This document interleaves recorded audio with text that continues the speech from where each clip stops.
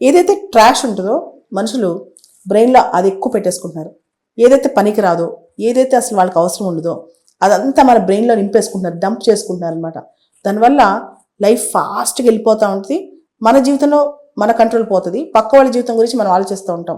అందులోనూ పక్క వాళ్ళకి బాధ కలిగితే, వాళ్ళకి అన్యాయం జరిగితే, వాళ్ళు ఏమైనా నష్టపోతే చాలా బాధపడుతుంటాం అనమాట. ఇక్కడ మనం ఒకటి గ్రహించాలి.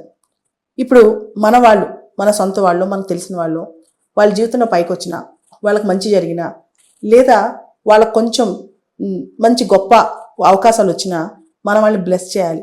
వాళ్ళకి ఇంకా మంచి జరగాలని కోరుకోవాలి. వాళ్ళ మంచిలో మన మంచి కూడా ఉంటుంది. దానికి ప్రధానమైన కారణం ఏంటంటే ఒక పాజిటివ్ వైబ్. మనం ఎదుటి వాళ్ళ మంచి కోరుకోవడంలో మంచి పాజిటివ్ వైబ్ ఉంటుంది. ఎవరికో ప్రపంచంలో చాలా మందికి మంచి జరుగుతూ ఉంటుంది. వాళ్ళలో మనకు తెలిసిన వాళ్ళు, లేదా మన పరిచయస్తులు, మన శత్రువులైనా వాళ్ళకి మంచి జరిగితే తప్పేంటి? అలా ఎందుకు మనం ఆలోచించకూడదు? ఎదుటి వాళ్ళకి నష్టం జరగాలి, కష్టం జరగాలి, దానిలో బాగా జరిగిందని ఆనందం వెతుక్కోవాలి. ఎందుకు అలా అనుకోవాలి?